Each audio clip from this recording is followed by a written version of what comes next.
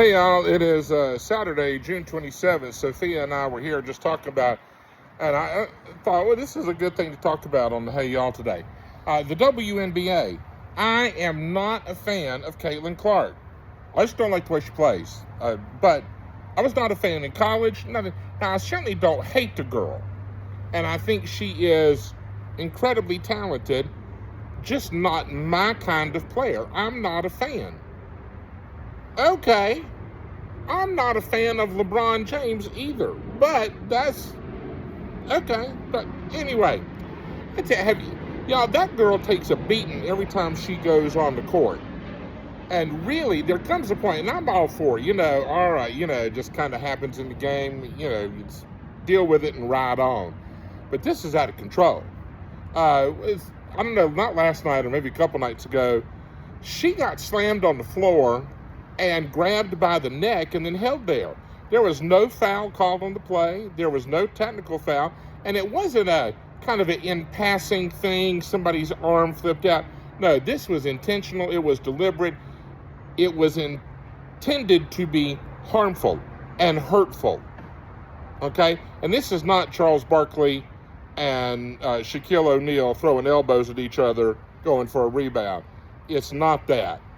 This is mean-spirited, it's ugly, and whether you like her or don't like her, Caitlin Clark is one of the primary reasons that the WNBA has had a surge of ticket sales, and that now they're getting endorsements, and the revenue has leapt forward, upward and onward, by the tens of millions of dollars. And so it's nowhere close to what the NBA guys make or NFL, and so I'm not even begging that.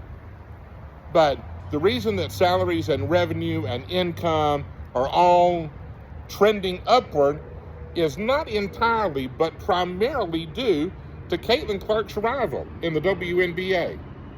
And for people to go after her repeatedly, now she might be a witch. She might be. I don't know. I never met the girl. I never talked to her. Well, I'm all choked up about it. Never talked to the girl. But what she has endured last season and this season, and it only gets worse, it's time for the WNBA leadership to step in. There need to be some lengthy suspensions. There need to be some heavy fines. Some people need to yank on some leashes. Because when you have one, if she's not, she in all likelihood will be not just the face of the franchise, but the face of the league. And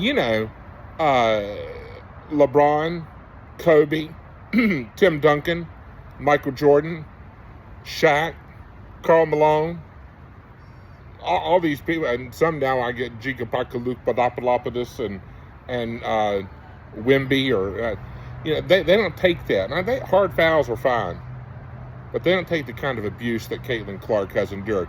Would Patrick Mahomes, would people just be allowed to throw him down and try to choke him in a game without all hell breaking loose on the field? No, that wouldn't be allowed to happen. And yet, throw a pitch at Ohtani's head at the next Dodger game and see if benches don't clear. And yet Caitlin Clark suffers what can really only be accurately characterized as abuse, night in, night out in the WNBA. And it's wrong. And it's time for the WNBA leadership to do something about it. So, that's my temper tantrum for today. Otherwise, you are loved. Have a good one. I'll see you tomorrow. Bye.